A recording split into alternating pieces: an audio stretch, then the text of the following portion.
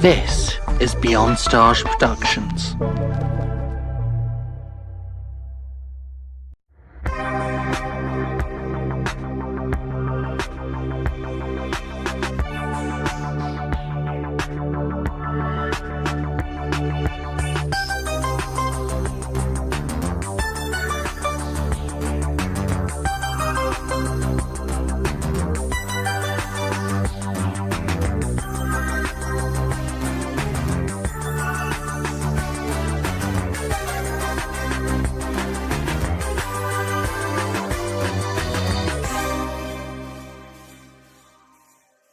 Hello and welcome to Star Power and Everything podcast.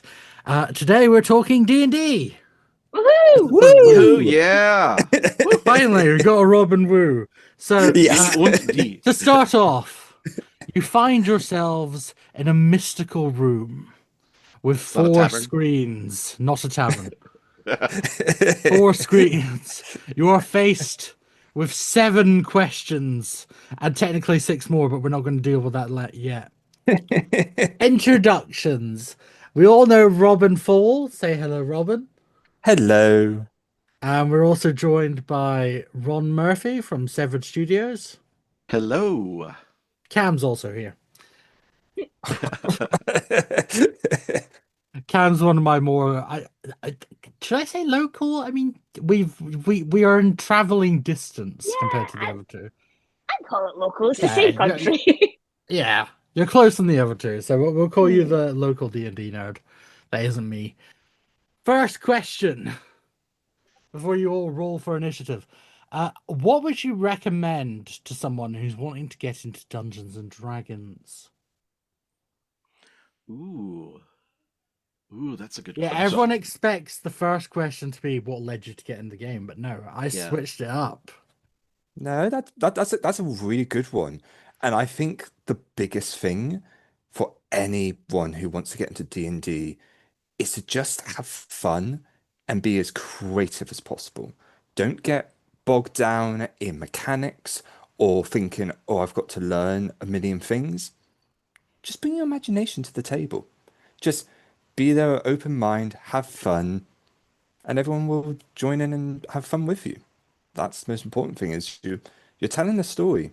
You're not trying to beat the GM. The GM's not trying to beat you. You're just there to have fun and tell a good narrative. That's what I think is important. I think like a good way to get somebody like interested in D&D. When I was introduced to D&D a long time ago, I was given like somebody's like, "Hey, look at this book," and they gave me the monster manual. And just flipping through and seeing what monsters, because I was reading fantasy books like nonstop. So like oh, we can go up against these guys, or these guys can be our friends, or it's like you can just go through this big list, and the art is everything, and you can really get somebody interested in what Dungeons and Dragons is about, like basically showing them the monster manual. Well, I'd think for me it would be a community, like a friend group. Whenever I'm talking to people about like getting into Dungeons and Dragons for the first time, my first thing is always find someone who'll agree with your playstyle, find someone who'll help explain the basics of the game to you. And once you have that, the doors are open. There's no going back. Basically, it's for me, it's the community that you need to find first before you learn the mechanics of the game. Having somebody there with you, like playing with somebody who's like, "Oh, do this, roll this die," to help you as you're learning and playing, it's so helpful. I found the easiest way to get someone into Dungeons and Dragons is slip them a dice and just let them start hoarding. Yeah. Look at the shiny dice. It's got a liquid core. Yeah. Yeah, it worked quite well for me. Sparkly. I have 2 mimic chests full of the fucking things. Star, I don't know what you're This is my talking current about. dice bag. You only have need for 1 dice, right? It's not like rabbits where they just keep multiplying and get out of control until you have, like as you say, 2 chests of them. Yeah. I'm gonna be honest. I've seen on TikTok so many times these people that have like whiskey barrels full of them, and that's the goal. 5 whiskey barrels. There's a game store in Nashville. I think it's called the Gamekeep. They had like a big like whiskey barrel of dice, and you would just buy by the scoop. You just have a bag, and you just like one scoop is like $5, and you just scoop Oh, that sounds Mm. into the good. bag. Yeah. What led you into the getting into the game yourselves?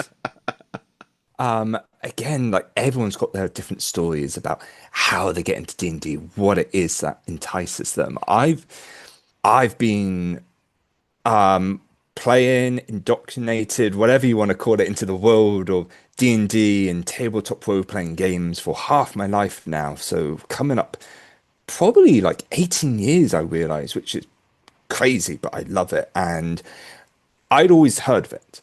I always knew of parodies and the like. I think one of my earliest memories of what I connect D&D to was the Dexter's Laboratory episode in which they play Dungeons and Dragons. And I loved the hell out of that episode. I always wanted to play it after that, as well as Flight of Dragons, the animated movie, which, if you haven't seen, incredible movie, definitely recommend it. And then I always wanted to play it, and everyone always talked about it, but there wasn't any local groups and the like. And when it came round to me wanting to learn how to play it, it was always quite intimidating, especially to someone who had no kind of inner circles or ideas of how to get into it. So, lo and behold, when finally a local gaming store opened up just around the corner from my train station, advertising, hey, we're looking for brand new players. We're friendly enough to introduce you. That's what got me in. I joined a really lovely group. We played 3.5, which my God, yeah, that was definitely quite intense for someone brand new to Oh my God. role-playing games. Yeah, Oh my not as God. quite. I'm glad that I did not get introduced to FACO, which, my God, if any of you know what FACO is, that is, I'm old enough that I'll get into it in a second, but Thecco, oh my yeah. God, yeah. Oh, yeah. Then I've only heard the stories. I've thankfully not had to experience that myself. But since then, I got so absorbed into it. I properly got my friends into fourth edition, which was very easy for me to introduce my college friends into. That was my first time GMing, making plenty of mistakes along the way, but hey, what GM doesn't? And ever since, just been getting into playing every system possible and having a blast with it. For me, I'm older, so I'm like in my 50s. When I was a kid, like my friend who was into D&D gave me like he would say we were in band together. He in the saxophone section together actually, and he handed me like here's Dragon magazine. He was telling me about D&D. We would talk about it, and then we would go over to his house, and he had a basement, and we would actually like play like roll up characters and talk about it, and then ended up I started DMing and we started using the red box, the original like basic D&D. And the it old school D&D, they didn't have before Thaco even, they had a hit matrix, which was Mm. like you went like here's your level and here's your AC and you just like go across and find if you hit roll the 20 sided and see if you hit or not.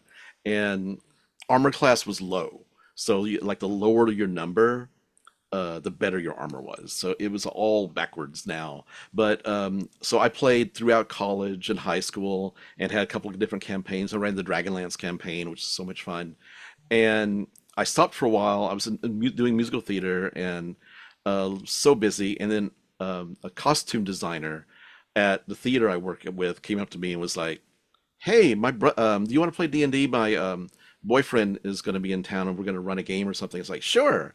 And then she said like, "Well, I want to be able to play like a campaign." It was like, "Well, I used to be a DM." And so we ended up, and I've been DMing ever since. And then we started the podcast. So that's how I've gotten into it over the years, like back and forth, in and out, in and out. For me, it was, I can't remember if it was the end of 2022 or end of 2023, but it was like end of pandemic, lockdown with restrictions were just being lifted, and I'd spent the entire time again isolated as everyone was. And one of my friends, she'd recently gotten a new boyfriend, and she was telling me like, oh, me and my boyfriend, we go into like the city, we go to a game shop and we play D&D. And like everyone else, I'd heard of D&D. It'd been in my like peripheral, kind of in and out. And I had a friend who tried to get me into it in high school, but at the time, I didn't take to it. But after that, I was like, you know what? I've been in the house. I need to talk to people. So I went to this gaming shop, and my friend introduced me to the game through that. And that was it. It was like game over from there. It was all Hmm. I thought about. So I started with 5e, the system that is used now. And yeah, that's about it. Very simple story for me. I can't actually remember where I got into D&D. It just sort of happened one day, and I was like, "Oh, okay, this is my thing now." I just And remember going to your house and you were like, hey, come look at this. And you showed me a dice bag, and I was like, oh, it's begun. yeah, no, that like I said, that has evolved. There's like two chests organized by sets and randoms. Um, and I also have this like really giant sized D20 that's a bouncy ball, which is great. I genuinely can't actually remember where I got into it. I think it did just spawn in one day, and like someone had mentioned it. I was like, hmm, I'll never get interested in this. What do you mean I have 20 dice now?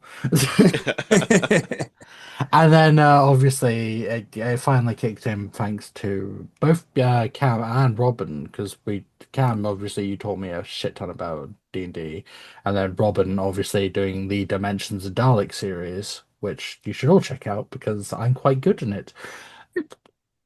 Robin's all right, I suppose. Thanks, Star. I Uh, but do I not that upset the GM, but go ahead, play that game if you wish. Let's see how soon it is until the walks fall. Um, yeah, well, maybe get back to Dimensions of Daleks first before you start threatening me. Yeah, two-way street, bro. Um, Oh, no, so I was kind of like that because we did a few non-Doctor Who ones as well. Because she did a couple for the Elenian Tavern, my D&D server. Cam, you were in one of those, and then I don't know, were you in the other one? No, I wasn't. The other one was for people who hadn't had the chance to join the first one. Yes, yes, yes. So I somehow did both anyway. Uh, Yeah, you got and you won the server. Special treatment. yeah, and it's just kind of stuck. And now I'm doing this. I'm in this local D&D group that's mostly in Inverness. We just do it over Discord. We're doing something in Waterdeep. I can't remember the exact title, but I know it's Waterdeep, Dragon and Heist? I might be Dragon Heist. All I know is that we've seen Volo, and if anyone knows him from Baldur's Gate 3, oh, I just want to punt him. You should. I think you should. I am completely behind you punting him. So. Get rid of him. Wipe him off the map. Um. Anyway, so I kind of spawned from there. Now I dabble. I say I dabble. I mostly collect dice and pretty things. I do want to learn how to DM. I do have some guides thanks to a certain Robin Foale. Um, and it is on the cards.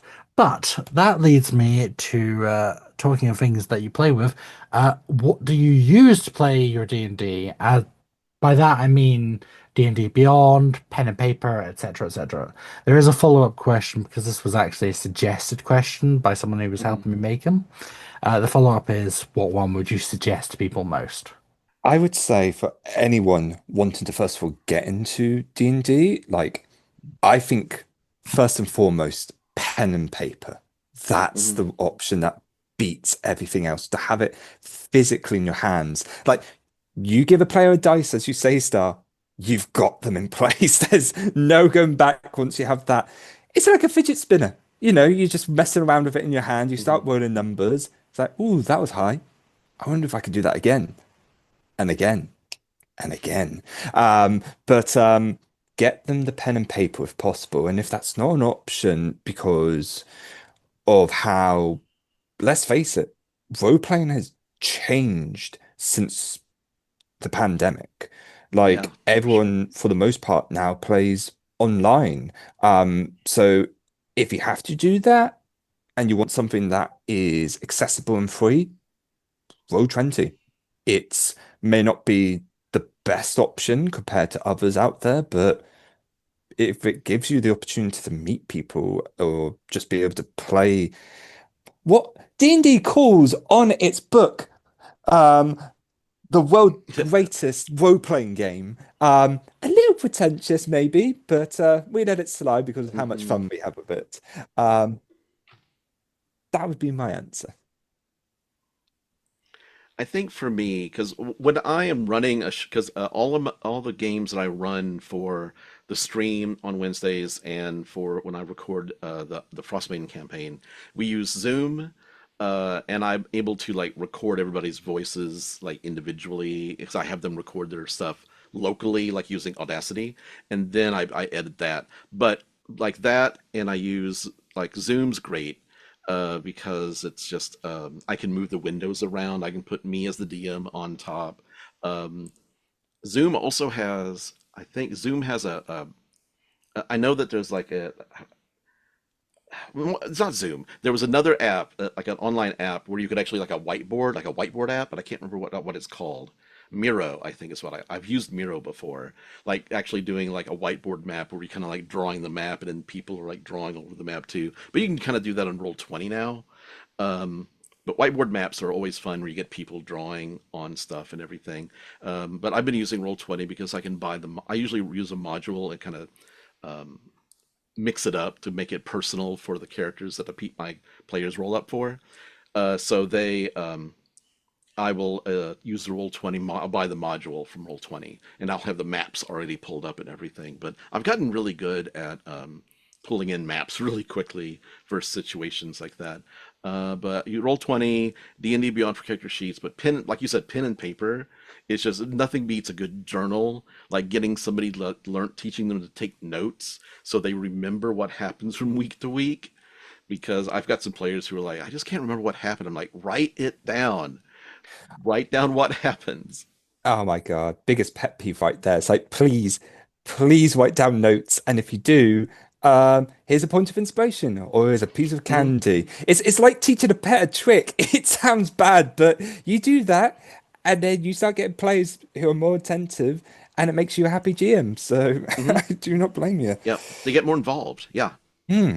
Definitely nothing more satisfying than when you mention something and you watch your player go back through their notes and you're like, yes, yes, yes. Yes. Yes. For my games, I use my players and me. We use a mix of everything. I've got some players who have character sheets that are paper. I have some who use D&D Beyond.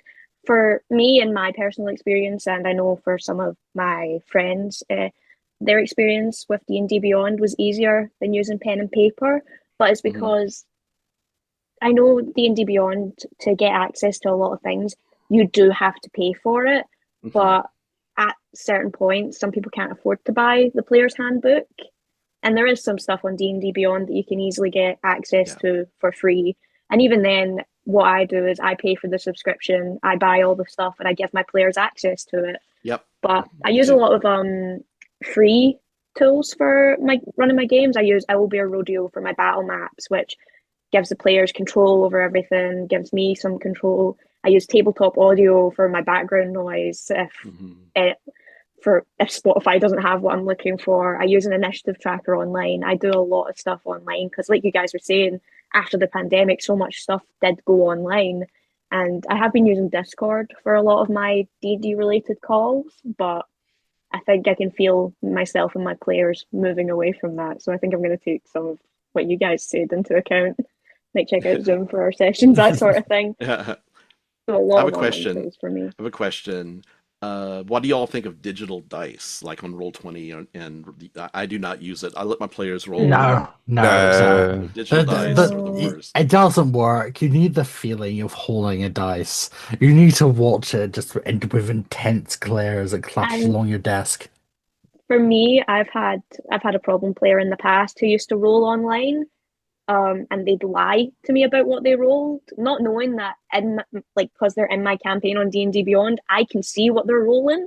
That's Hmm. That's hilarious. my big That is thing with it. so funny. Yeah, yeah. See, I had a problem player in the past, not with digital dice, but with a wheel dice, saying, "Oh, I've got my own dice. Can I use it?" Yeah, sure. And then it turned out the reason they were rolling so high was because all of the high values were on one side. rather than opposites. And you It, never, so it's a yeah, so it Magic the wasn't Gathering die. weighted. Yeah, Yeah. yeah, So yeah. usually if you look on a regular die, you'll see that, or where the D20 is, you'll see that the opposite value, the one is on the other Hmm. side, and that's how it should be Hmm. for every value. Yeah. But for theirs, it was all on one end, all the high figures. So there was that more than 50% chance of getting a decent woe. And I was like, oh, you crafty son of a bitch. But I have to give you points for that one, but damn it. Yeah, I that's a know, I felt so annoyed. I yeah, that's thought a you. Magic the Gathering die. Yeah, it's like for Magic where you count down your life, so you just have to turn it over one to go to the next life down. Yeah. Yeah, yeah. I thought for a moment you were going to say that someone had a D20 dice that was all 20s. That I think I would have guessed sooner than later. At least I would Hmm. like to think I would have noticed that. But oh my God, no. Physical dice all the way. Considering I Hmm. own a laptop which is over 12 years old, it can't do the 3D dice running across the screen, clittering and clattering on Woe Yeah, 20 or yeah, and yeah. so I miss out on that. And it's like, no, I want to roll the dice. I want to have my epic 20s. I want to have my disastrous ones. And at the end of the day, that's just more fun, to be honest. I think the only digital dice that's worked is the one in Baldur's Gate 3. Yeah. That's because it doesn't give you a choice because it's a game mechanism, but Yeah. it's still satisfying when you're playing it. Um, okay. Next question is actually a bit more about your characters. Obviously, with D&D, we've all played various different characters, and I could let you talk about every single one you've ever done, Oh no. but we're going to make it difficult to make you choose your favorite child by Oh asking you God, to tell us a no. bit about your favorite character you've played as. I've got mine straight away, actually. Um, so, a little while ago, my one of my friends from one of my various different gaming groups, far too many gaming groups, but that's one of the joys of it. We were playing one set in Tal'Dorei, the setting of Critical Role, because massive Critical Role fans. Guess what? Critical Role is a success because it got us into D&D and the like. But we were doing a Tal'Dorei setting, and my child, as you refer to them as, um, was a Cockney fairy. Um, and they were an artificer named Brian the Brains. Right, mate, right? Yeah. And look, he didn't deal with any of your fucking shit, right? And if you did, well, good news is he's got a great big 8 foot tall robot butler called Malcolm the Muscle. Right, mate. And then my GM decided to also give the butler robot a Cockney accent as well, because I talked to them and was like, okay, you know, is this going to be like Alfred type thing? It's like, yeah, sure thing. He only goes and spins it around, makes it another Cockney character. So we're constantly bantering, knocking heads. But what I loved about Brian was, you know, he was definitely, you know, he's quirky for the fact that he had this wonderful voice that just instantly separated when me, the player, Robin, was like, okay, you know, I'm going to see if I can pull out my gun, point it, take aim, and then I'm going to take their heads off. You know, it's an instant transition, which is wonderful when you're separating character actions from player actions and all that lovely stuff. Um, but what I always do whenever I create a character, I always make sure to give them flaws. Like a hero isn't popular because they can succeed at everything.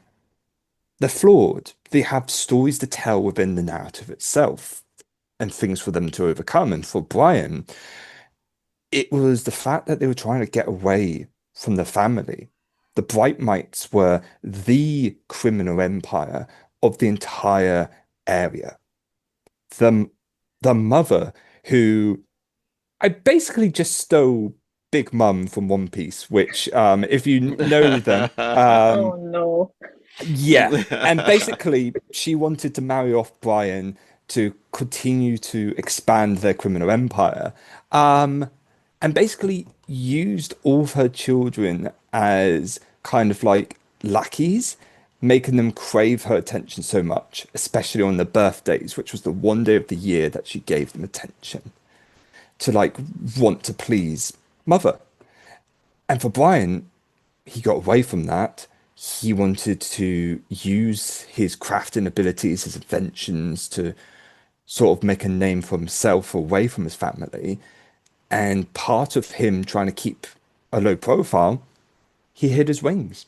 He tried to pass himself off as a gnome. So I never actually used his racial ability to be able to fly. An ability which, for any other D&D character, you can fly? That's amazing. You can circumvent so many things with that. Yeah, but Brian doesn't want to. He sees that as just another latch for people to kind of use him the like. And it was such a shame because I loved him and I loved how he interacted with characters. Have to do a quick shout out to my good friend Sam, who was playing Slobber, the slobbering, absolute friendliest friend of a little kobold there ever was, who instantly latched on and loved Brian, even though Brian just wanted nothing to do with them, which perfect love-hate relationship.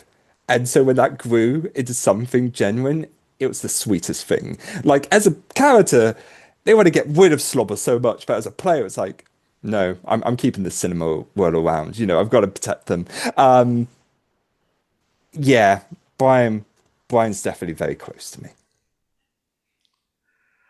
Oh gosh, I'm trying to decide still because there's like I have so many NPCs that have such great personalities, and there's one that I is my favorite, but I can't really because their background is hidden, and I don't want any of my players to listen, so I don't want to give anything away. So, but they're a bard who's not a very good singer, and walks around with a lute with a broken string, and they have like a huge backstory, and I can't reveal it yet, but in my Frostbend campaign, in the books, I like taking things and twisting things. In the books, there's a bunch of frost druids in the Icewind Dale who have gone around. They've started awakening animals and things, and there is this one of the in one of the sections of the module. There's this frost druid who has a little shrub, awakened shrub, and I gave him the name Russell. And he was like, Oh, he was just a very, he's just there trying to help out. And he got basically convinced by the party that he was doing bad things and he needed to go, like, not work with the witch anymore. And so I just love Russell. He's become kind of a beloved of all the characters. And he's just a little guy, a little shrub. He's just a shrubbery. That's all he is. Oh, adorable. cute. Russell the See, shrub. oh, see, it is difficult to pick out like your favorite character because, as you called them, Star, they're your babies. You know, you put so much love and attention into every single one of them, even your joke characters. But if I were to choose a favorite, it would be a character I'm currently playing in one of my close friends' sleep token based campaign, where he's written this entire world based around this world of that band. And playing her, it was a lot of allowance from him because she's a succubus paladin sorcerer, and Ooh, she that's a great is combo. she is by far, I think, one of my not great. She's not a good person, and that I think is a fun thing to play with in D&D, where you are meant to play the hero, you are meant to be like this warrior for justice and blah blah blah, and I'm sitting here playing a character who's rolling to decide if she's going to intervene and help prevent a girl from being kidnapped. And for me, with Eden, her name is Eden Moriarty, her whole thing is overcoming what she was made to be to get back to what she once was. Like when she was younger, she had a husband and he murdered her, sacrificed her to a demon, which turned her into what she is now. And for me, with her story, my hope is for her to eventually overcome what was done to her and what she was made into, overcome her hate, and be who she once was again. Because she had a family who loved her. She just had a son. You know, there's always that little voice in the back of my character's head that's like, where's your son? Where's your boy? Are you ever going to find him again? And is he ever going to recognize you because you look so different? Damn. It's characters like that, I think, always have special places in my heart who have been changed and have not a right, but kind of a right to be horrible, but are able to overcome that. That's my favorite thing to see with my characters, with other people's characters. Like, it's so fun to me.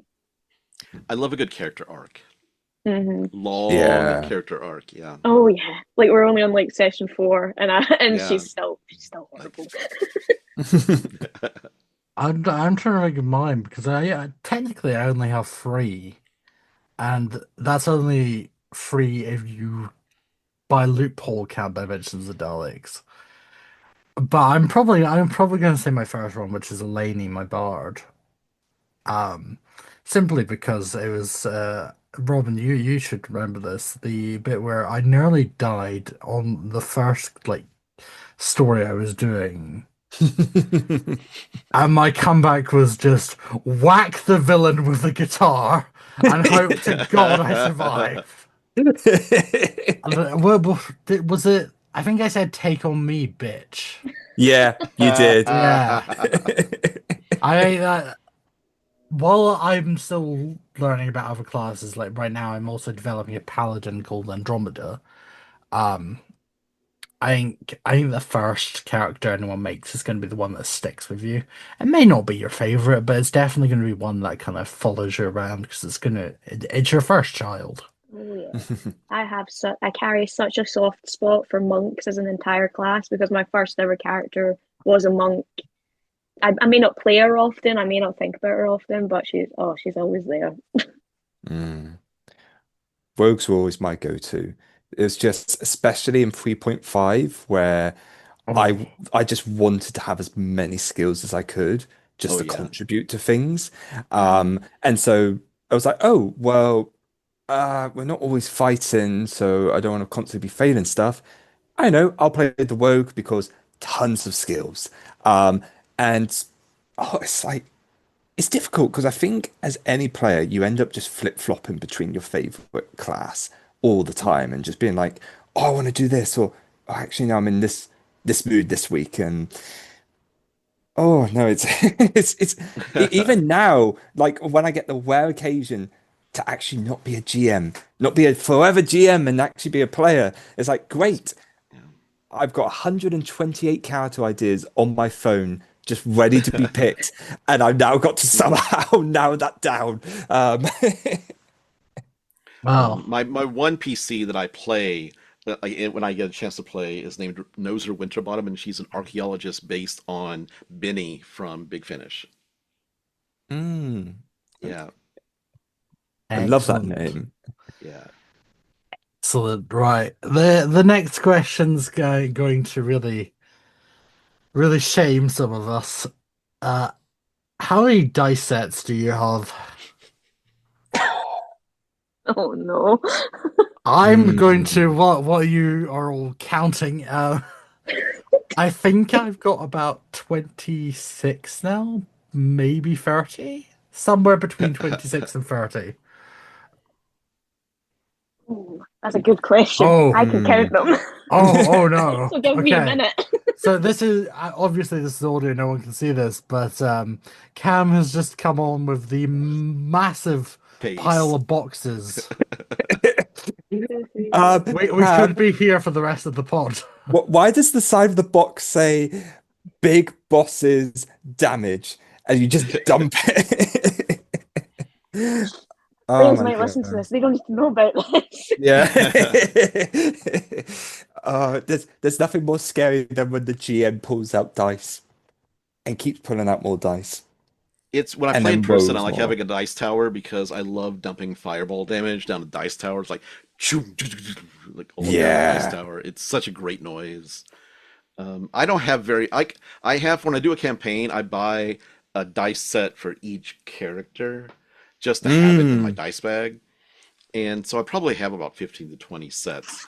I have my DM dice. I have 4 gold sparkly D20s that I use for when I'm DMing, and I keep them kind of in like a little wooden case separate from my dice bag. But I've got some beautiful metallic dice, which I call my paladin dice. It's like gold trim, blue centers, which sparkle, sparkle, nice heavy Mm, weight to them. mhm. Um, but I also absolutely love some dice, which was a present from Star. That being my goose dice with little geese inside of them. Oh, I Um, love those. not based all on a character that I'm playing in a certain Dimensions and Daleks series that you Go should on, definitely check go on, out. go on. Do the voice. Do the voice. It's been too Yeah. long since I've heard Moose the Goose. Well, he's quite high pitched up here. It's been a little while, but he's just so happy and jolly to be around things, and he just really wants to be friends with Mock Hill, but Mock Hill just really doesn't want anything to do with him. We'll get there eventually. Oh, Moose. That was for you there, Chuck. Moose, I miss you, Pookie.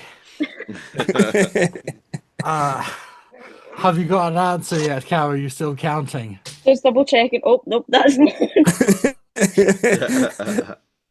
This is where I think the SpongeBob, like, several hours later meme would kick in. 81. 81? Insane. I Oh my have God. 81 sets of dice and 2 individual D20s that I got with for free with some dice sets that I bought. I'm so A glad lot I of changed. these have been gifts. Some of them I got for free, but I have dice for nearly every single character that I have. Okay, I'm gonna I make like to a have I'm that gonna set. make a confession here. So for Christmas gone last year, I had intended to get you something, but money woes and stuff came in. Do you know what? Do you want to know what it was? Was it dice? It was dice, but I was jokingly going to send you because Amazon's got the set of sets, which is like you can get 20 sets of dice in a set. The fear that I could have put you in the hundreds. Oh yeah. Honestly, for a while, one of my friends had me beat, but the minute I stopped having room in my big case was the minute she stopped competing with me. Oh, It's a problem. I have an You can addiction. buy you can buy the Chessex bag of dice. It's like 5 pounds of dice for something like $20 or $30. And the campaign I ran in person at the theater I worked at, I know a lot of people didn't have their own dice sets, so I just bought the big 5 pound bag of dice and said, "Here, pick you up some dice," and just dumped them onto the table and let people. That was fun. I there's think a that's like the ultimate love language of D&D, like going to your players like, here you go, here's a set dice. there's this local shop that I still need to take you to, but it's called the Pop Shop, and they've got this giant jar of dice, and I really want to buy it, but the fact is £150 for the entire thing. I'm Ooh. like, oh, I can't do Oh. this. I I want don't to. I'm wincing, but I own a set of dice that I bought from the Critical Role shop. It was their £100 Ashari set, I think it was. Oh, It's a beautiful Oh, set. I'm You I sure love it their so stuff imagine. is so much. beautiful. To, It's to be gorgeous. fair, I really want to get the Dimension 20 dice from the Fantasy High series because they come in like a little school locker and everything, and I'm like, damn, that looks so So good. cute. And that's Hmm. like my favorite series. But I feel yeah. From dice sets to now dice rolling, we're going to there's the next two questions kind of run parallel with each other, in opposite directions. The first one is, what's the most tragic nat one you've ever witnessed in your time? Think about it. That's a juicy one, that is. It's a Hmm. difficult one. Oh, okay. I think I've got one. Would it count if I wasn't the DM?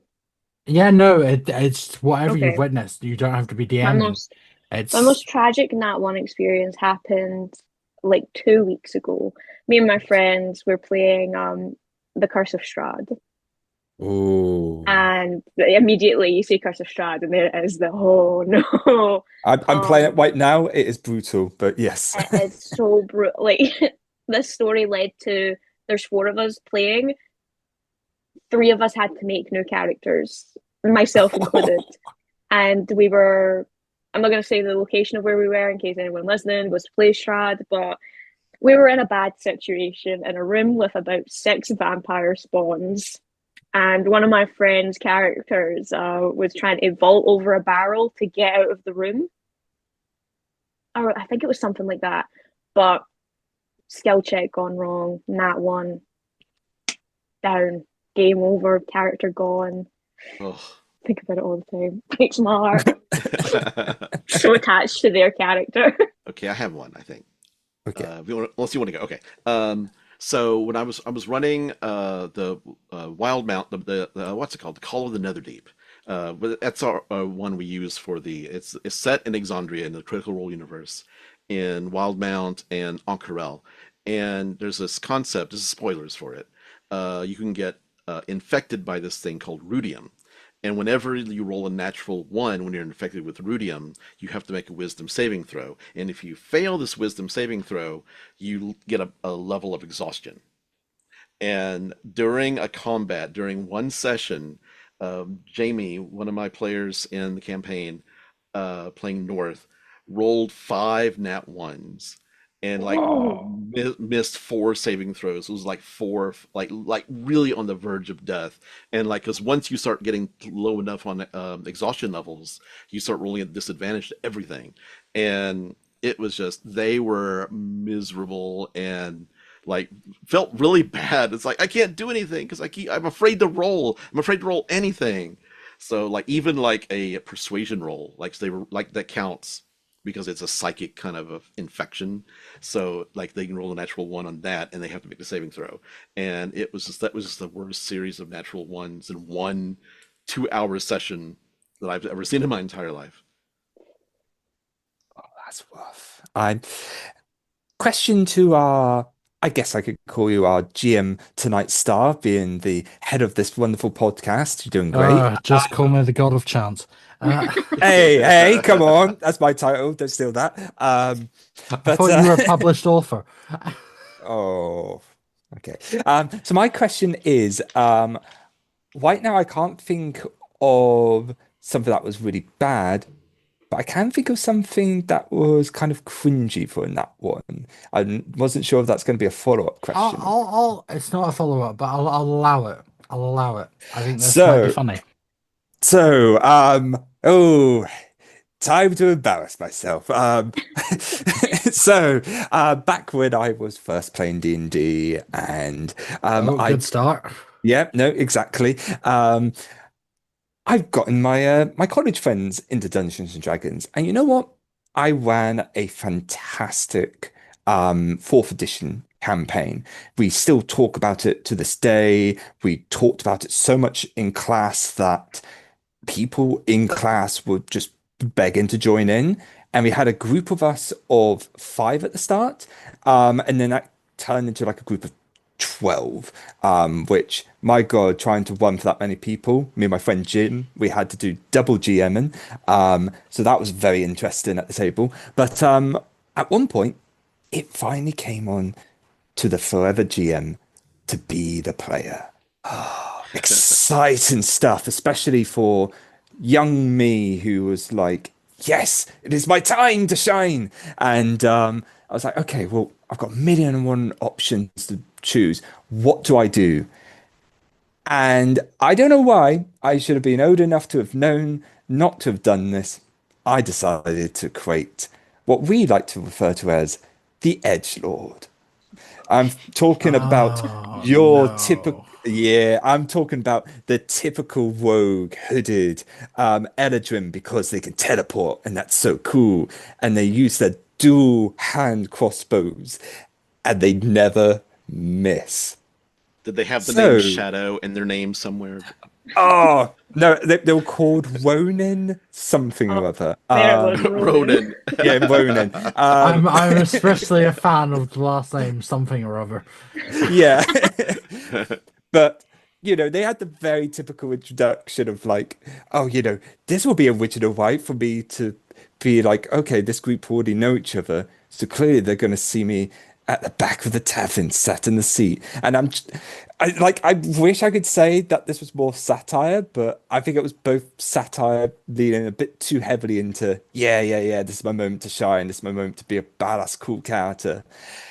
We get into our first bit of combat. I'm ready to go. This is my time to be a player. I pull out my dual hand crossbows because hell yeah, that's cool. I'm going to jump through the air, do the slow motion, bam, bam, bam, Matrix style. First roll of my entire game, nat one. Oh, that's beautiful. Okay, okay. Beautiful. So bang, bang through the air, Matrix style. I'm so cool. No, I've definitely not just shot my comrade right through the back of his kneecaps because of the nat one. But it's okay. He doesn't see me. It was someone else in the bushes. I swear. I'll get the next turn. Next turn. There was an enemy in the bush, in fact, who just springs out because the GM took my idea and thought it'd be fun. Oh, this will be good. I'll turn around and shoot them. Do the classic spin around slow motion shot, Resident Evil style. Bang, bang. None of that one in a row. Hmm. But it's okay.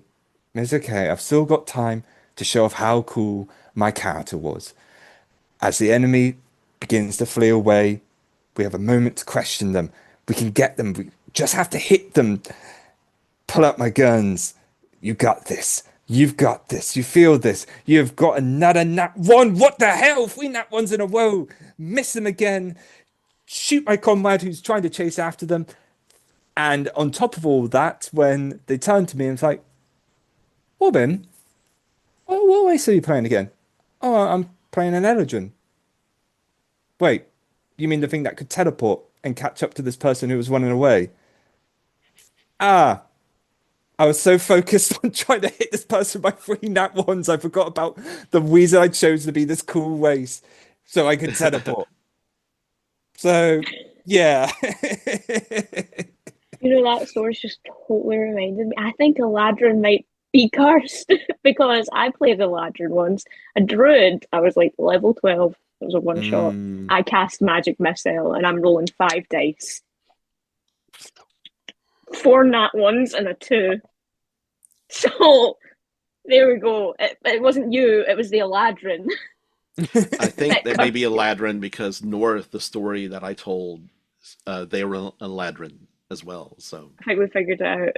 yeah. The number one okay. cause of nat ones in D&D is Eladrin. Thank God it wasn't just me trying to be an edgy teenager and be cool in front of my friends. No, it is that elf to blame. Yes. Mhm. I blame everything on the elves. Hey, it's okay. It made Ronan a character who was a dime a dozen edgelord into a hilarious can't shoot for shit, like desperate wannabe bounty hunter, and that's what I turned him into.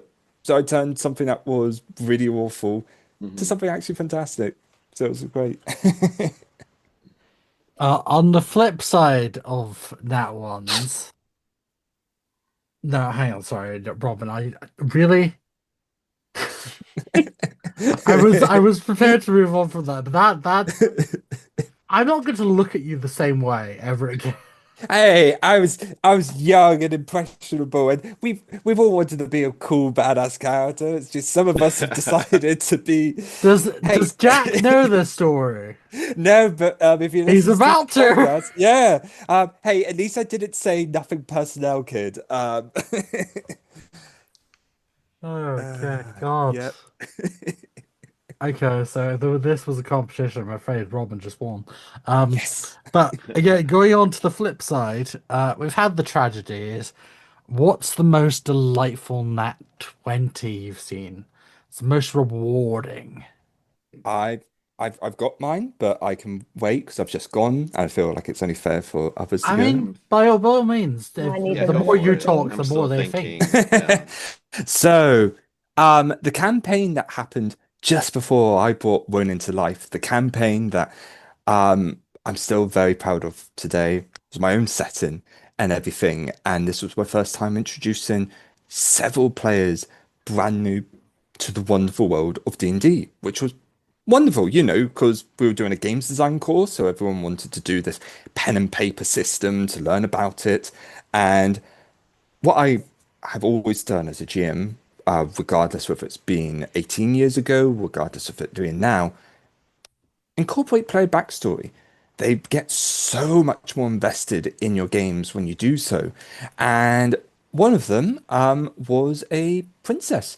something that she kept hidden from the other players. And in order to seek out this lost hidden treasure that they were going for, very, very Hobbit inspired, which was my gateway into fantasy as a child.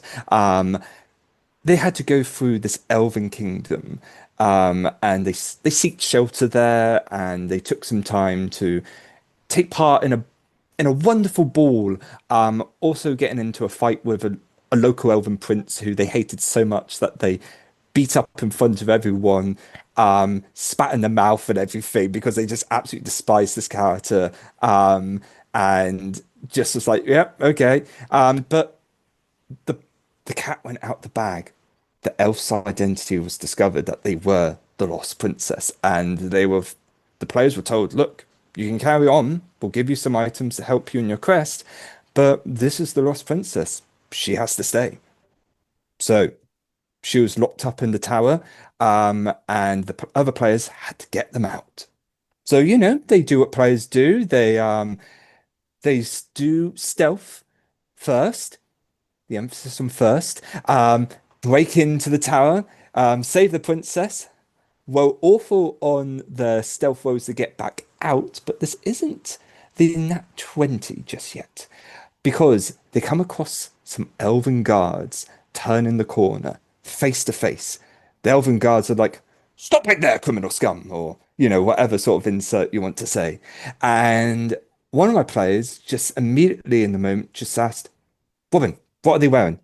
Well, okay, they're wearing wooden armor, because everything around here is built inside this beautiful, wonderful, giant wooden tree and everything, It's like, okay. So what, like a chest plate, shoulder pads? Yeah, that. So that's it, like helmet, trousers. Yeah. You didn't describe what they were wearing underneath. So it's just armor on the top. I guess I do that. I kicked them in the nuts. Sure. Nat 20. Oh. The guard goes down in an instant. It's like, well, I guess all the guards are dressed up like this, but you've now got their attention. What then pursues is the party fleeing out of this elven kingdom, not wanting to kill anyone because, they have done quite well to befriend some other characters, not the prince, but other characters, and appreciated having some supplies. But in order to get past the guards, they just kept on proceeding to run up to them and kick them all into the nuts. And to this day, we refer to that little escapade of them escaping, leaving a trail of bloodied soldiers holding their manhoods and begging to the gods to be restored down there. We now refer to that as the Night of the Bloody Wood. Very appropriate. But that story has gone down in history. I don't think I have a specific one I can think of, but I give nat 20s as birthday presents to my players. So they can bank one nat 20 for their birthday gift, and they always save them for very dramatic moments. And so, like, they're always like, if they're needing to make a persuasion roll that, like, it needs to happen, they'll be like, and I'm going to use my birthday nat 20. And everybody's like, yeah. But to turn that on its ear, I get a birthday nat 20. They let me have one, but I can only use it for comedic reasons as a DM. So I can't use it to be like to murder somebody or anything like that. But I like that idea. yeah. I'm writing that idea down. I might steal that. Dude, please do. Please do. Oh, for me, I've got like a stupid Nat 20 moment and then like a serious Nat 20 moment, both from the same campaign. The serious one was, I think it was last year. One of my players, she's playing a bard who kind of went on this journey, leaving the Minstrels Guild behind to find out the origins of her. She's an orphan. She was adopted by the leaders of the Minstrels Guild, and all she has is this one letter pointing her in this direction of this village. So while they're in that village, a powerful member of like the strongest like elite guard is there because a high priest is there. He's protecting them, blah blah blah. As other things are happening in the village, like chaos, screams, burning, this guard shows up in my player's room and reveals to her that she is the descendant of a god and that he has killed her entire family. And she got away. She got lucky when she was a baby, and eventually, like she manages to escape him with help from other players. But eventually, it comes down to a confrontation against him. And this guy, he's on the ropes, and I'm waiting. I'm like, okay, next probably two more turns, and he's down. And my player rolls that nat 20, and she gets Yeah. the final hit on this guy who killed her family, like revenge and stuff. And I think moments like that are so satisfying, like hmm that. And then the dumbest moment happened this year, where I had a player join the campaign at a sort of midpoint, and this character, she had been locked in a library for over 900 years. She's a, oh, why am I blanking? A warforged. So I gave her a stupid long lifespan, but she's been locked in this library for over 100 years. First time going out, and she sees the Northern Lights, and she says it's so tragic that all those unicorns had to die to create these lights. Oh my Immediately, all my players are like, god. "Can I insight that?" And she rolls a nat 20 on her deception Oh my check. god. And it's like none of them touched it. So it's like I've got an entire party who now believe that the Northern Lights were caused by the death of unicorns. Oh, yeah, these are really, really good. I'm trying to think of one for myself because I didn't answer the last one, but because I couldn't think of one. I'm I've not had an embarrassing one, just kind of a unlucky fall over kind of nat one, but I've had a really, really good nat 20. And I'm using my little loophole because this is Dimensions of Daleks territory. But it's resolving the cliffhanger. We're surrounded by these hollow people that are filling up the museum, and I'm playing as the Doctor. They're all about to attack. I roll a nat 20, and I play Achy Breaky Heart, and I line dance against them. And it works. I get out, and I think the only damage was to the Doctor's coat, which is what I needed to do because I had a new cosplay, and I asked Robin if we could incorporate that somewhere. But I've definitely got that sealed as my favorite memory of making the entire horde of monsters line dance. I mean that's a thing I like about D&D, that it's not just Dungeons and Dragons. There are many different variations of it, like the hmm Doctors and Daleks and variations thereupon. I like that it's evolved past this one idea, and there's so many different concepts of it. I think it's a really beautiful game for imagination. Well, third edition D&D rules like the company made like the what's it called, the rules kind of document where you SRD where you can make, but third edition there was like the Star Wars third edition, like the Knights of the Old Republic video game was based on third edition D&D. Yeah. Like if you look at its rules, so like there was a modern D20 system, like that base rule system can be used for so many different things. It's so cool just how much you can get out of one, what was originally just one idea. hmm Which again, it kind of stresses the power of imagination when it comes to D&D. Um, but this will now lead us on to our not last question, but I suppose it is. It's a quick fire kind of round, the hmm favorites. Mm. hmm So, for this, I'll pick the order. It'll be Robin, Ron, Cam. Okay. Uh, quick fire. Favorite class. Oh shoot. Right. Okay. Favorite class. Honestly, I really, really draw myself towards sugar. I really draw myself towards artificers. I think they're a lot of fun. They're a little underpowered in some situations, but to be able to make yourself either an awesome suit of armor or just a robot companion, like I did with Brian the Cockney Fairy, it's good fun, and I wish they were in Baldur's Gate 3, but they're not, so I go for Bard in that. Mods.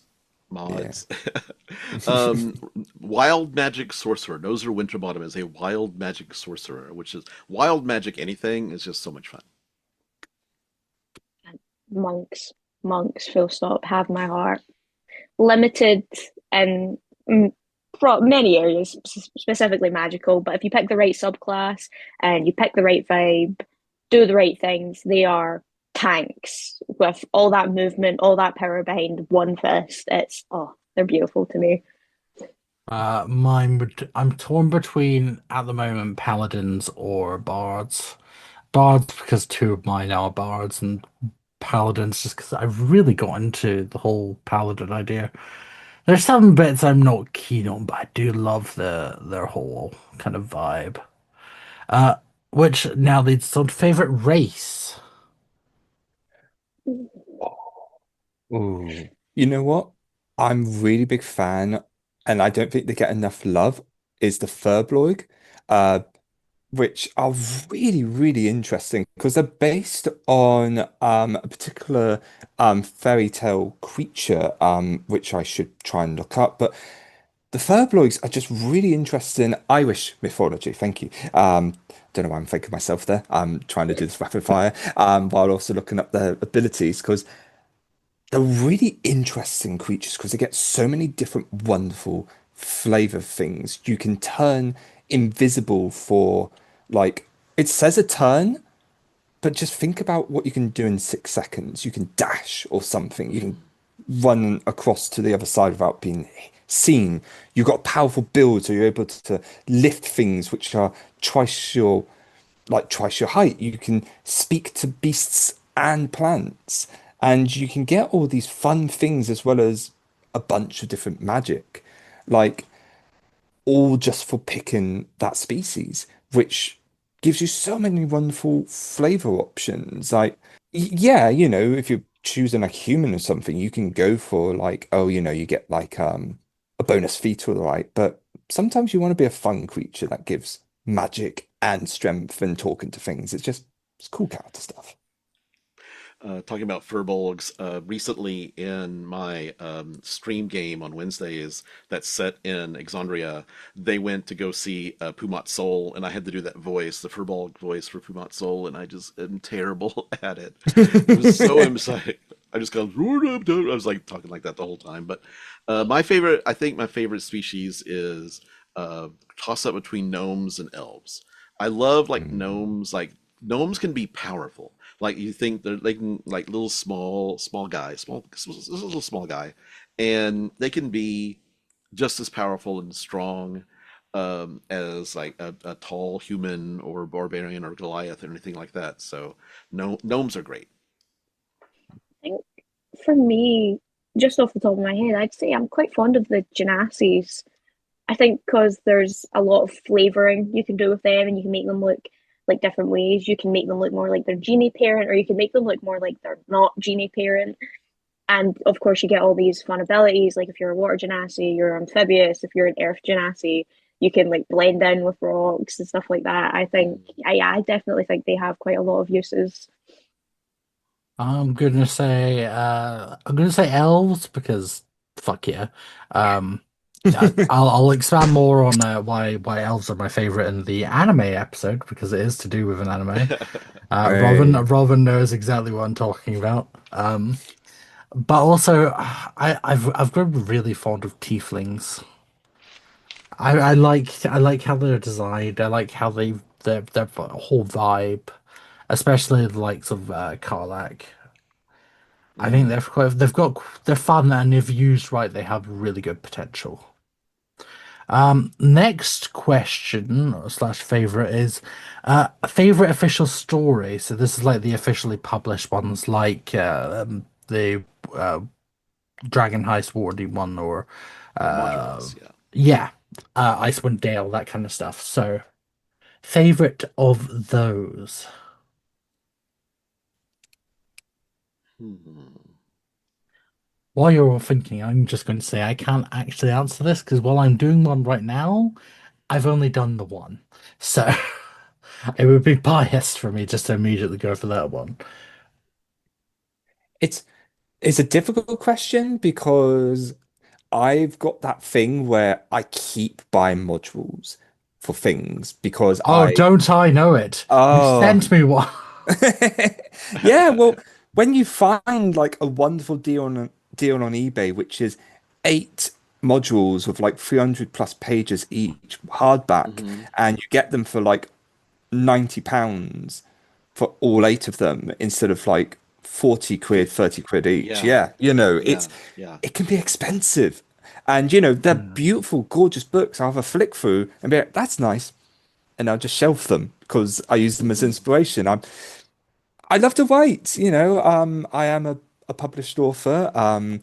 And I love to It's sort of create my own stories. But in terms of my favorite, like I've got some that I read and I love the thematics of them, like Witchlight Carnival. I love the thematics for that, and I really want to Hmm. run that for just being able to have a fun fair, and a circus, which I'm huge on. But I'm just I saying now I'm down for that. I mean that's the book I got you as well, so you know. Hey, almost as if I'm trying to get you into it for a reason. But if I had to pick one, I think it's the one that I've just recently joined, which I've been dying to play, and that is Curse of Strahd, which is probably a very easy, obvious choice for a lot of people. Hmm. But when it is, and I think I can say this with confidence, the GOAT of modules, where it is a wonderful setting, very much just Castlevania, Van Helsing, you versus motherfucking Strahd, who's just Dracula, and it's like, oh, okay, we're gonna get our shit pushed in, but we're going to join forces on this. We're going to fight the darkness, and we'll probably die horrible, horrible deaths on our way to do this, but we'll enjoy ourselves. It's like, oh, okay, sure. But yeah, Curse of Strahd, I'm enjoying immensely. It's probably the first campaign I've played, which is actually a written module. Curse of Strahd is really good at helping teach DMs like techniques, more like over the top, kind of like not just like rolling the dice and running the combats. It's actually like running characters. It's really good at teaching DMs Mm. characters. One of my favorites is based on that. I've run Frostmaiden, I've run Call of the Netherdeep, I've run Storm King's Thunder. I started Princes of the Apocalypse, which is fun, but um, and I ran Descent into Avernus, which was going into hell, Oh, which was I think nice. that's one of the new ones. I think that's one of my favorites because it's like just so like just grungy and gritty, and like you can do dark things, but also silly things can happen. But I think my overall answer is going to be that because Dragonlance, the fantasy novels, are what got me and like helped me get me into D&D. So the original Dragonlance modules that I ran, actually I ran up to like there's 12 of them, and I ran up to 8 when I was in Oh, college, wow. and that was so much fun. I wish somebody would remake them, like because right now they're just for like first and second edition D&D. But It's so funny you mentioned that because I'm literally just about to run a Dragonlance campaign using the most recent module for that. yeah, yeah, that module's nice. Yeah, yeah. Yeah, I'm reading through that. Yeah. I'm very excited to torment my Hmm. players. I mean, have them play a wonderful game. Yeah. But Well, Dragonlance is fun because it starts off with like spoilers. There are no gods. The gods have forsaken the world, and so clerics have mm, no powers. And then suddenly, clerical magic comes back into the world, and it kind of blows up everything. And gods are back, and it's such a good story. yeah, it is. I've not played in many modules actually, and I only own one, which is Horde of the Dragon Queen, and I've not had a chance to run it. The only two like actual official stories I've played in are Curse of Strahd and The Wild Beyond Witchlight. And of the two, Strahd again, it's an amazing story. It's so good, but I think I'm finding myself enjoying Witchlight a tiny bit more. But I think that's more to do with the DM's design rather than the module itself. I think modules can be so amazing. Like they can provide so much information and, as you guys said, tools to help DMs run things. But sometimes I feel like you just can't beat a homebrew game. Oh, yeah. Mm. But I definitely say I do enjoy the whimsy that is the Wild Beyond the Witchlight.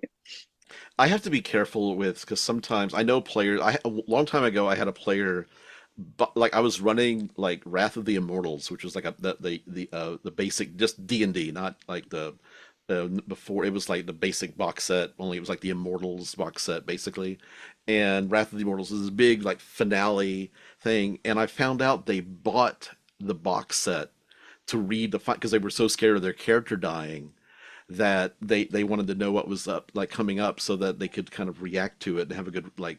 And I'm like, no, you can't do that. So I've got after that, I've gotten into the habit of I will change a module. I will like switch up a module. I will switch up the bad guy. I will make it so that if you've got the module and you've read it, it might be different. Who knows?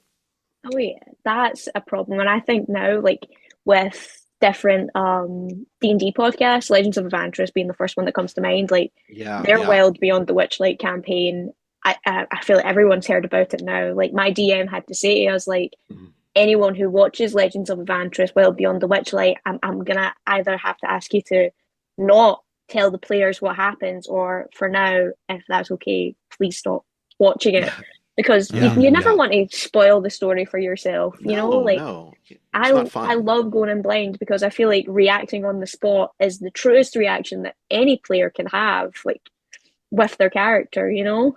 Mm. Yep. Okay. Getting that getting that real reaction from somebody is just such a wonderful moment as a DM to get that surprise, when there's like a twist in the story, like just seeing their faces light up when they're living that twist. It's wonderful. It really is. Okay, last one. I'm gonna combine it's the last two technically, but I'm gonna combine them. Best game you played slash DM'd. I've saved the toughest one for last, I think. Game or campaign? Yes.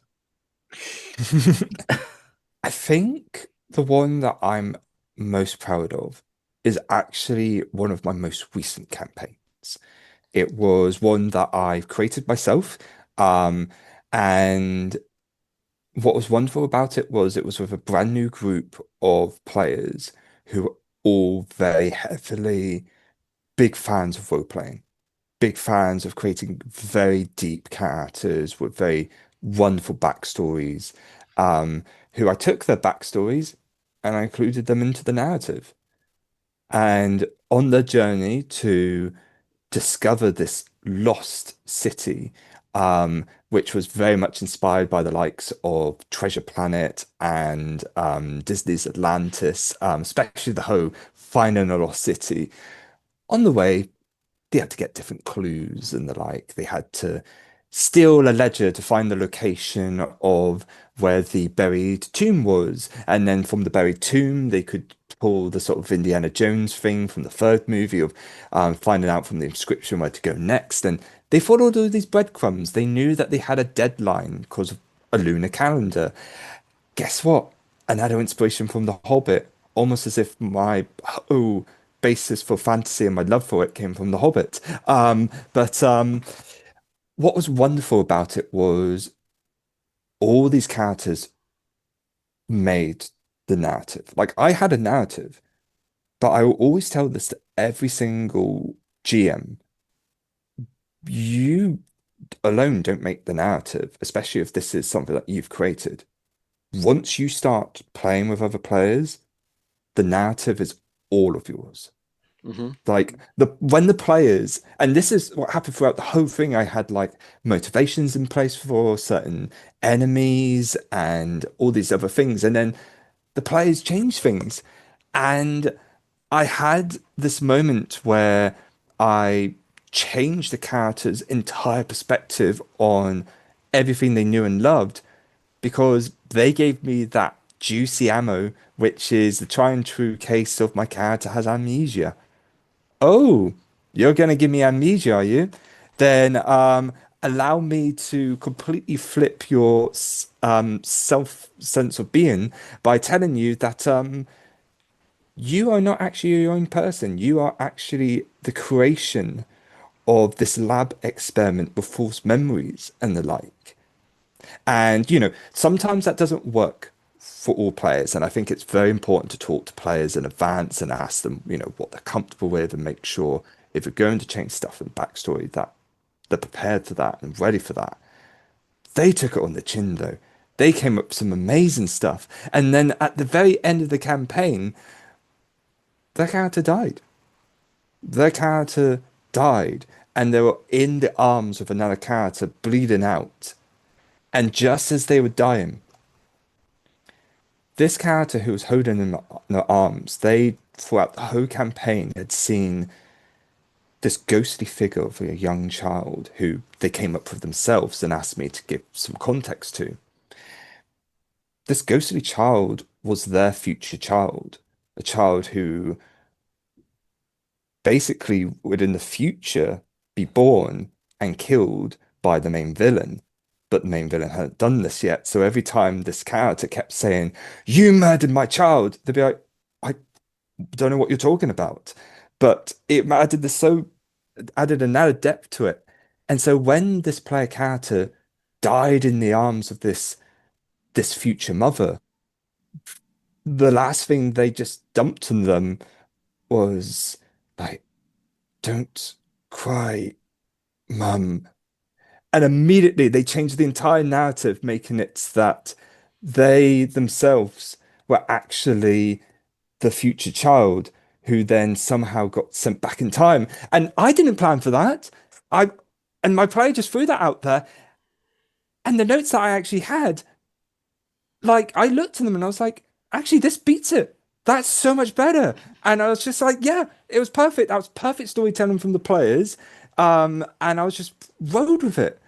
And because not only was it everyone given the all with wonderful role playing and really invested in the characters and taking things on the chin, but throwing curveballs at me as the GM in a wonderful way, not in a, "Oh, for fuck's sake, they've ruined it," but in a, "Oh, I thought I was meant to be the published author here, and here you go, kicking my ass." But no, it's a wonderful thing, and I always just very really proud of how that went, and proud of my players, especially. I think that's what I take away from that. Giving your players permission to change the narrative and like go places that you wouldn't normally, expect to go, like frees you as a GM because it Mm, frees you to kind of like have the freedom to go in any direction. And like players that can like you can trust to kind of like trusting each other as people, as players, as actors. It's so important. I let in one of my favorite campaigns, the Descent into Avernus. It was like getting close to the very, very end, and one of my players was a halfling, and he was very nervous, like playing the whole time. He lost his father was taken away by a demon. That was his backstory, and so when they went to hell, the devil actually there was it ended up being a devil, and he ran into his father and found out that his father sacrificed himself at the end of this big huge moment in time where the city of El Terrell, which is like suspended in the air above the blood war that was happening below, and if this certain thing happened, the entire city would fall to the ground in the middle of this war. And suddenly it's like the father ended up sacrificing himself to save the city because my player, the halfling, made the decision, had such a wonderful monologue to affect him in such a way. And I'm just not even rolling anything. And I'm just like, he makes the decision, he leaps for the device and takes it. And like, it was just like such a wonderful moment. And my players were crying. Like when your players are actually crying, it's like, so yeah, it's happening. It's happening. And I just love moments like that. So that was one of my favorite moments in a campaign. I think like for me, I'd have to say like my favorite campaign is my current campaign, which is my first ever one. Full 100% transparency here. It is based off of a very not very old Minecraft roleplay, but a very old Minecraft roleplay that I, as a child, was not a child, as a teenager, was so obsessed with and I loved. And the YouTuber themselves did such a good job with creating this world and creating these characters and this story that was interesting. And I got a lot of inspiration from it. And I was like, okay, how can I translate this into D&D? And this was my first ever campaign I've ever DM'd. It was my first time DMing. Session one of this campaign.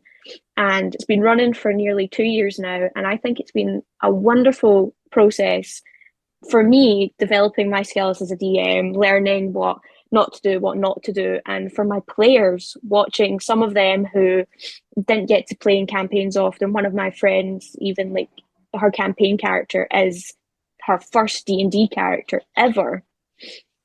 Watching them develop and grow as this story has gone on, and even having like my new player come in, the one who convinced them that the unicorns died and stuff.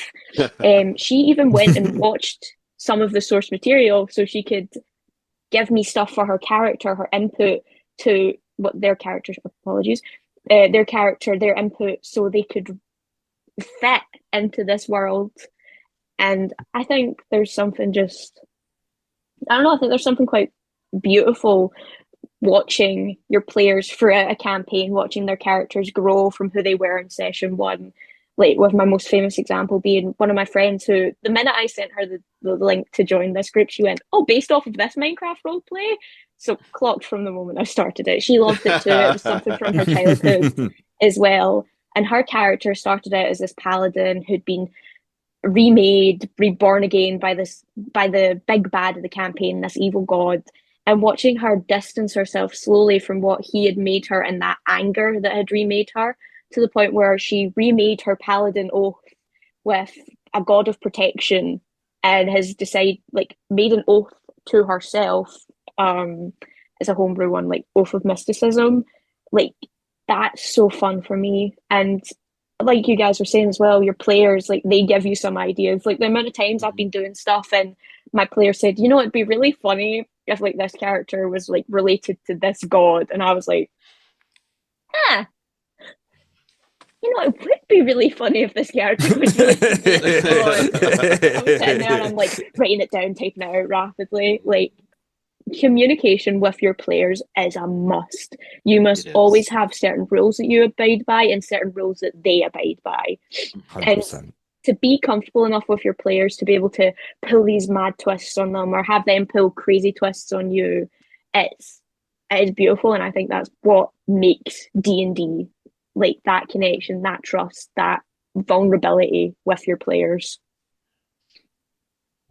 Oh, I guess I can wrap this up with, I think, my favorites. I'm just going to say it's Dimension Daleks. I'm loving how that's going. I'm looking forward to when we get to part 2, because I think that's just been the most imaginative I can get with it. It's not every day you travel with a goose, a YouTuber, and wherever the hell Mock Hill is. And also, I just love some of the concepts that have been used that Robin's made up to try fit Doctor Who and Dungeons and Dragons together and still feel like kind of both simultaneously. It feels like Dungeons and Dragons, but also I can whip out a sonic screwdriver and do something ridiculous. And I love that. I love the fact that I managed to get a Silurian say D's nuts. I love that we had an emotional arc exploring Star's grief about her lost companion before this, because we've made sure this ties into my fan doctor, which is also great because now I don't know what's going to happen to my doctor. I might die by the end of this and have to cancel all my series plans. But no, I'm going to say just the entirety of Emerson's of Daleks, and again, I'm looking forward to seeing how that plays out. Which now also brings me to the end of the Q&A little chit chat bit, and on to the audience questions response things that I haven't picked a name for yet. Anyway, jingle.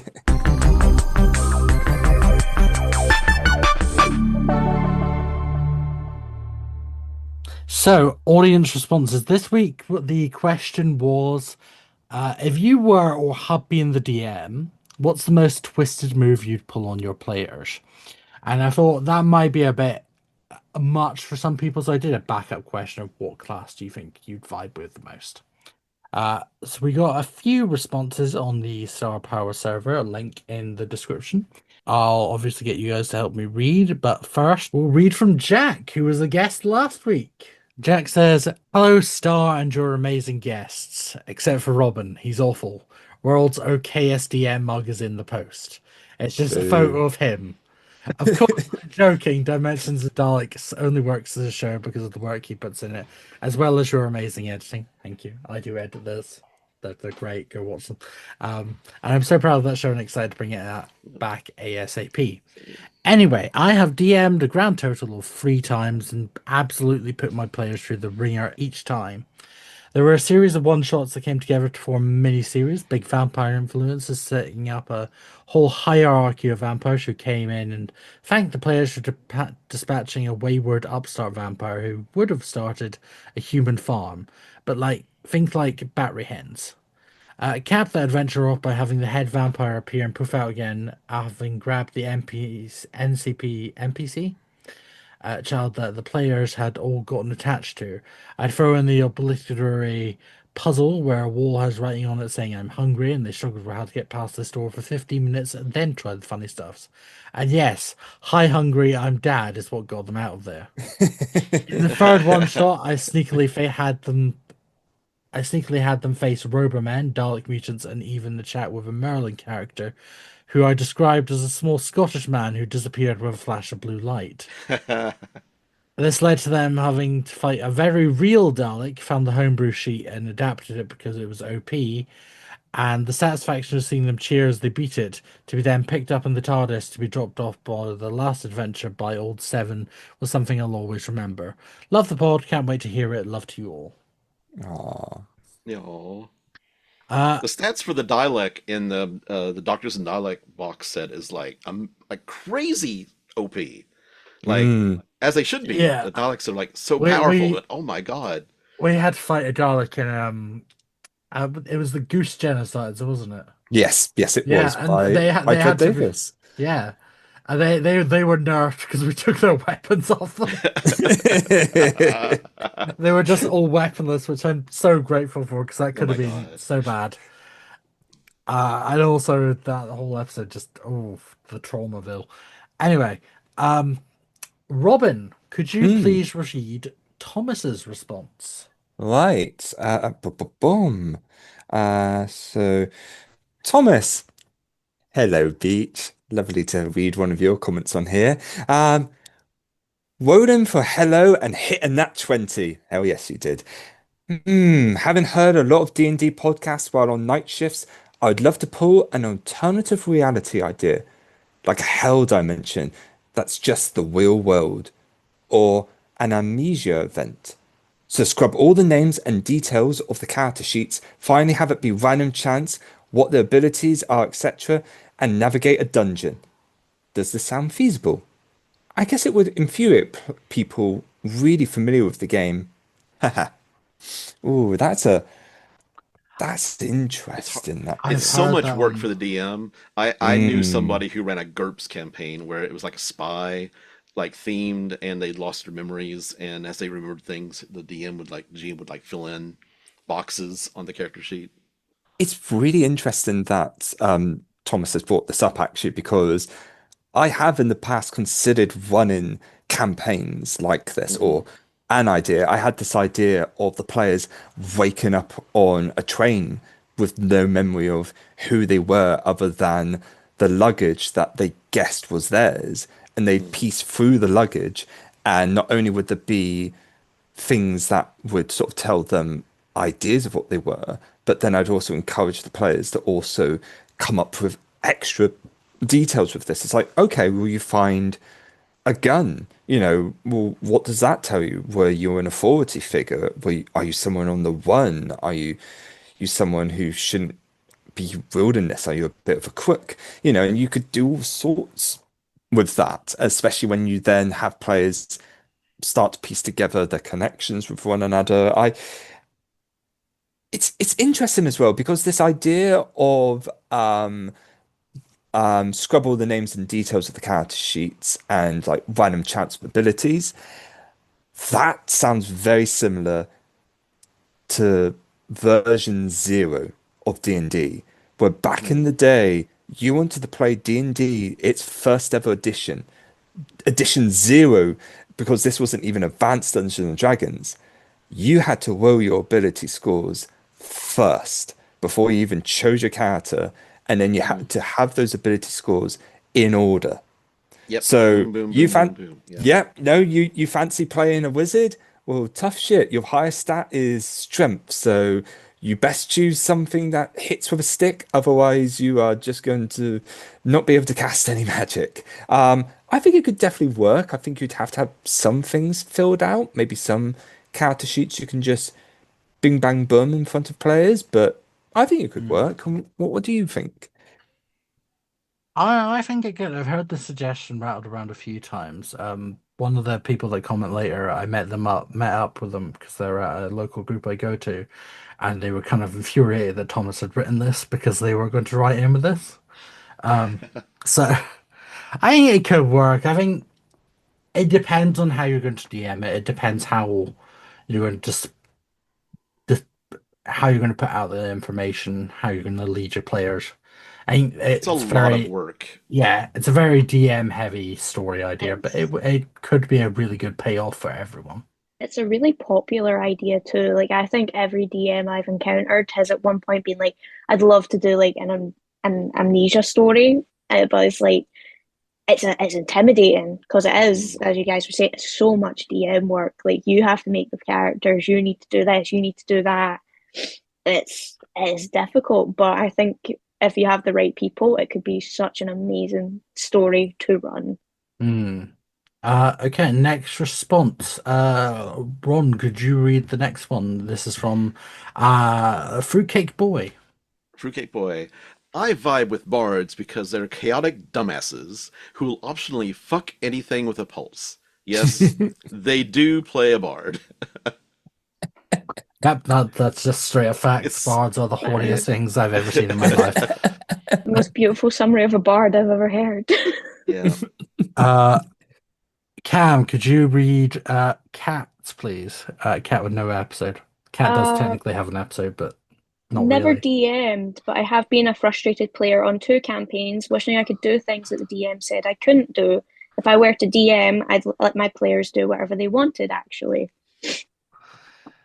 Rule of cool, That 100%. rule of Rule of cool cool. within Yeah. reason. Yeah, Yeah, but that's definitely within reason, because you want to just be like, oh, you want to do this one punch and knock out the villain? Yeah, fine. Yeah. No, there has to be some sort of limit.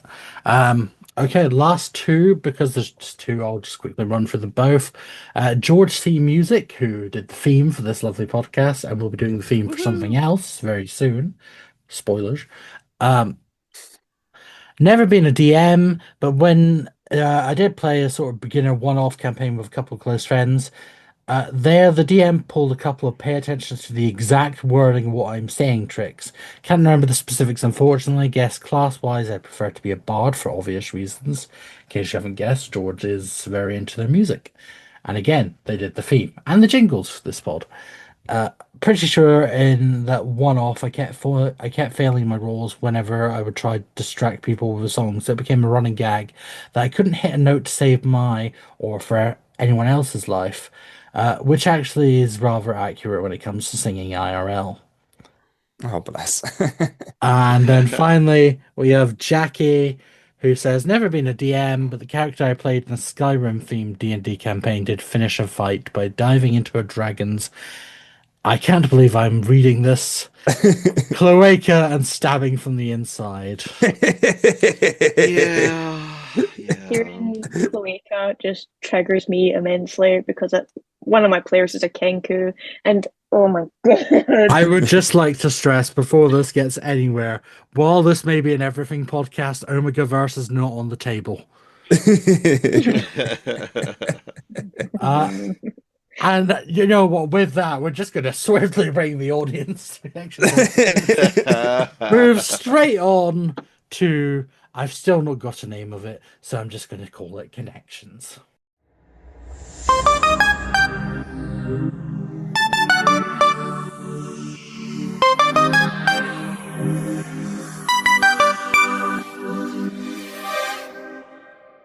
As per last week, but I'll explain it better so people can follow along, hopefully better this time.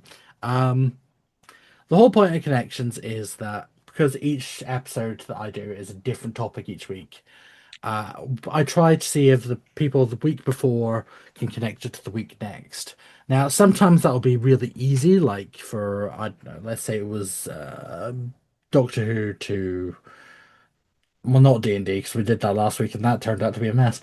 Doctor Who to Sherlock. You could say something like Stephen Moffat, or All-Consuming Fire, that kind of stuff. There's plenty of answers there. Or you get something really weird, which is like, I don't know, supernatural to the history of Spain, 1765 to 1801. Each week is completely different, and I have no idea how well it's going to go. This week, because we're talking about D&D, obviously we'll be talking about D&D to connect. We'll be connecting it to Marvel, which I think is going to be a smidge easy. So That's going to be super easy. Yeah. You will have 1 minute, as I will time. If you have anything to write down, please do, be that a notes app on your laptop or a bit of paper. Then your minute to connect as much D&D to Marvel starts now. I'll be putting some really intense music here. So while you're writing down and figuring out, Okay. there isn't a prize for this. This just get to gloat. That's your prize. Random talking. 42 seconds. I do like the number 42. I should do a Hitchhiker's episode. Make sure you're making the right rolls. You don't want to hit a nat 1 on these answers. Let's see. The clock do be ticking. Oh, 23, 22, 21. It's going down. I really hope the music I picked this week is quite good. Probably is. Editing me is great. And 10, 9, 8, 7, 6, 5, 4, 3, 2, 1. Right. You've had your minute. Who wants to go first? I only have 2. Chris Pine, who was in the D&D movie, was also the voice of one of the alternate verse Spider-Man in Into the Spider-Verse. Okay, that's a good connection. Yeah, and also I just put down like D&D giants like as tall as Galactus from the Fantastic Four Marvel stuff is happening. So. Okay, It's kind of like loosey goosey, but we like loosey goosey here, don't we, Robin? Yeah. Yes.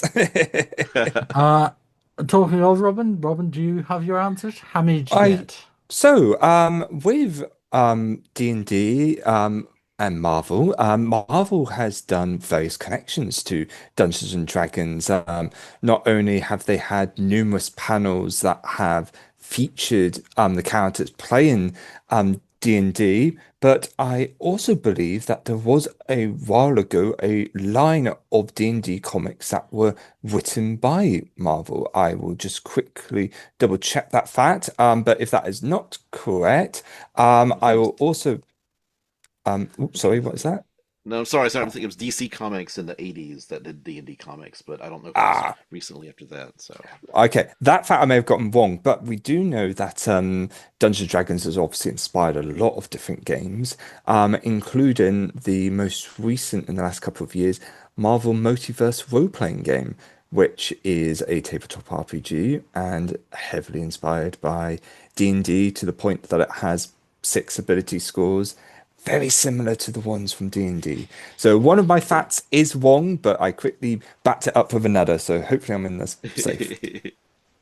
The only thing I have is Critical Role cast members voice a lot of characters in the Marvel lineup. I know that Travis Willingham, Laura Bailey, and Leo O'Brien being the main 3 that I could think of off the top of my head. Travis and Laura have history of voicing Thor and Black Widow respectively, and then the Avengers Assemble cartoon, Liam O'Brien voiced the Red Skull, and I think they voice some characters in the I'm blanking on the name of it, but the new Marvel game that came Marvel out. Rivals. Marvel Rivals. Yeah. So my biggest thing is the voice actors from Critical Role. Okay, well done. Well done. Very good answers across the board, except Robin, who got one wrong. I accept It was defeat on that. close. It was Put that close. down. It was close. I did while you were all answering, I did have a quick look just to see if there It was any. DC Comics, sadly. Well, I'm trying to think if Marvel I am did actually looking at one, and you're not actually wrong. They have Oh, at least one shot, Marvel UK.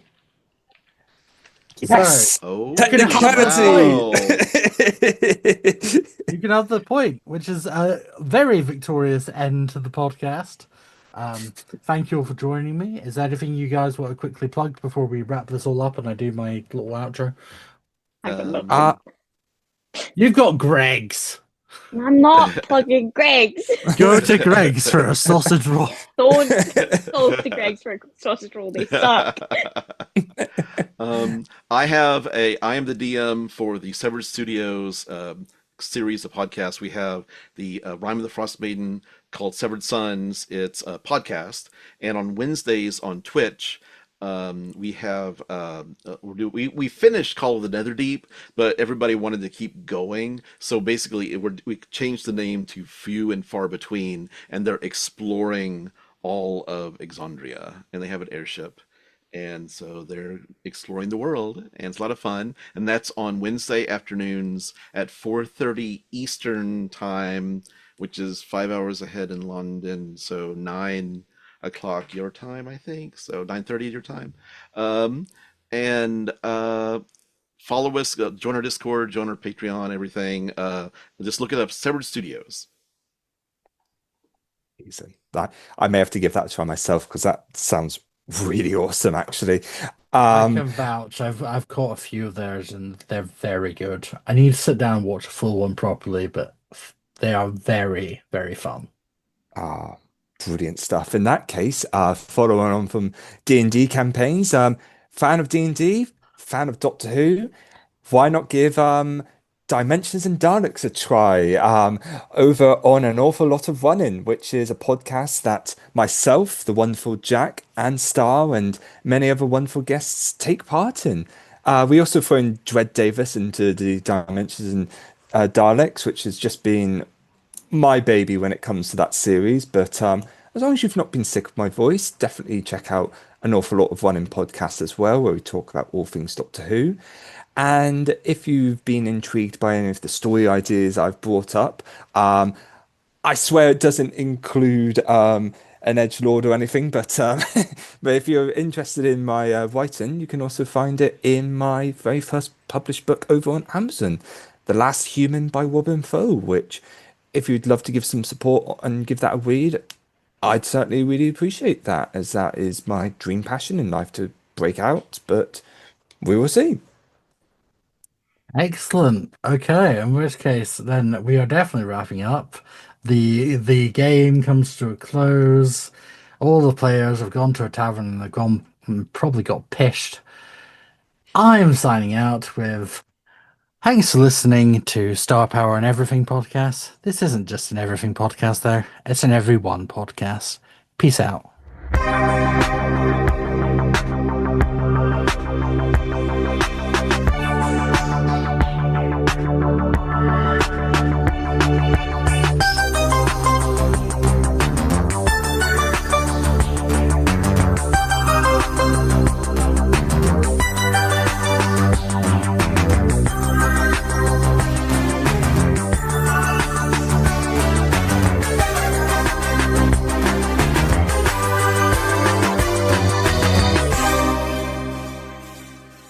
If you enjoyed this episode of Star Power and Everything podcast, then please consider subscribing or leaving a comment or maybe a like or a follow or whatever it is your platform that you use for listening to podcasts does. And don't forget to look at the link tree in the description for my socials and my Discord for all things Star Power and Beyond Stars Productions. Thanks for listening.